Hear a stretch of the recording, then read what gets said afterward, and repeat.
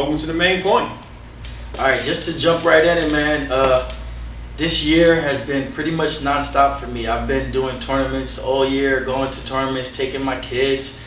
Recently, we just got back from the WKC. All right, the WKC is the World Karate Commission, and it was held in Detroit. The qualifications, all right, to make the world team.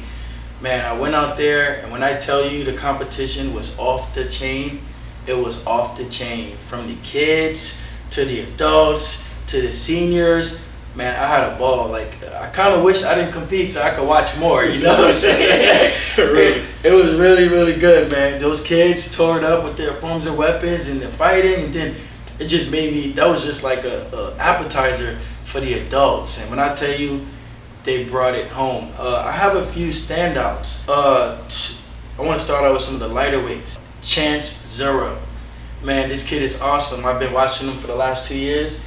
I seen him in Super Grands in Charleston a few years ago, and he caught my eye. He's real fast, he knows exactly what he wants to do. He has his fight game is pretty defined. You know what I mean? Which is like you know, some people are kickers, some people are blitzers. Is he more of a hybrid? Is he more of one or the other? He's definitely a little speedy hybrid fighter. That's what I would call him. Like, he's so fast, so short he can kick, and he can just blitz you out of nowhere, like a little burst of energy. You know what I mean? So does he have like let's say like back in the 90s, everybody, the young fighters who come up kicking, and then from flying out with their hands, or he's setting you up?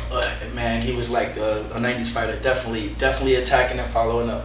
Definitely, and I come from the 90s, so that's my type of fighter right there. Yeah, exactly. You know, and then another one, this kid, him and I actually, we fight pretty often, and I see him all the time. But Alex Dingman, dude, I saw something in your eyes that was different, you know?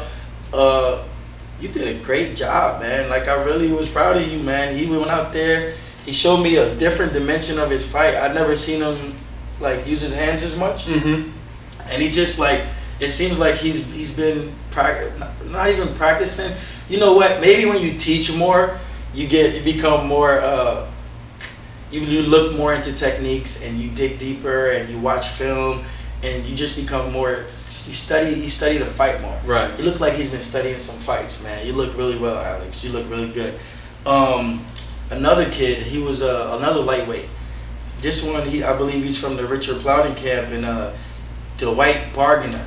Man, this kid was on. When I tell you, he had perfect poise. He was fighting a more seasoned fighter, one of the seasoned fighters from Atlanta, and he did a great job. He held his composure, and he literally played it to the end of the fight and got it to where he got into reach and then didn't look back.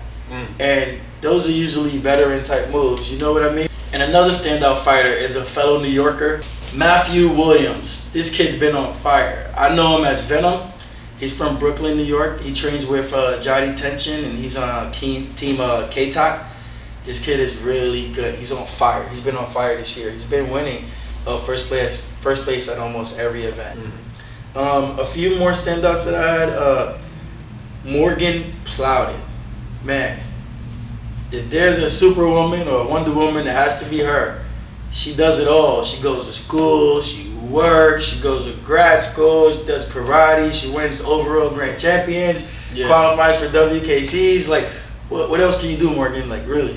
Save something for somebody else. Like, I'm not gonna say anything.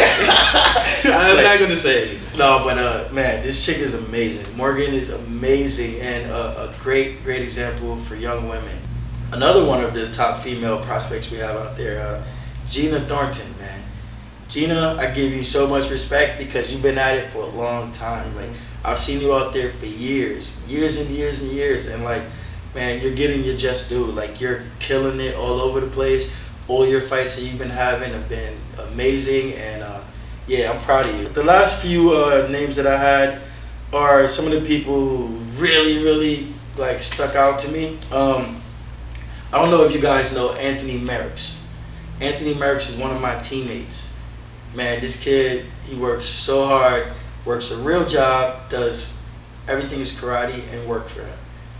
You know, recently been going through a little, you know, everybody has a little stretch where you don't win as much, a little slump, you know. When I tell you killed it in there, dude.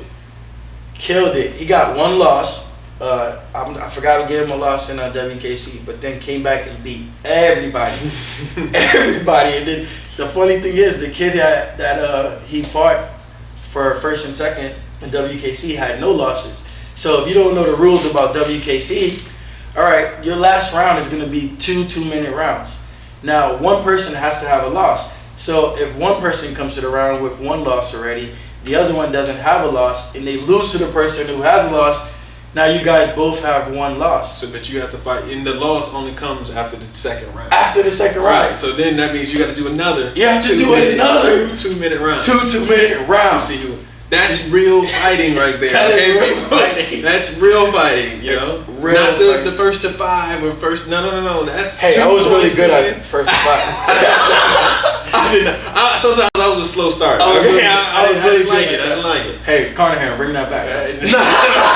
No, just joking. But the overall winner of the WKC was my youngest, my baby brother, Sheldon Ray.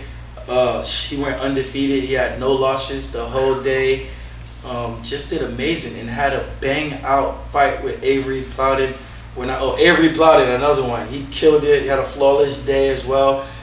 We expect nothing but that from him and his sister, because they're not computers, but it's like they're drones, and Mr. Plowden is just driving it because they're basically near perfect, man. And Sheldon and Avery had a bang out, near fallout fight where they both had to take timeouts to plug their noses, and it was just pure. If you're a fighter, you would have loved that match, and it went into overtime. So we as the spectators, we got the show. We got the show that we paid for. If you weren't at WKC qualifications in Detroit, you really missed a great. Be there next year. Be there next year.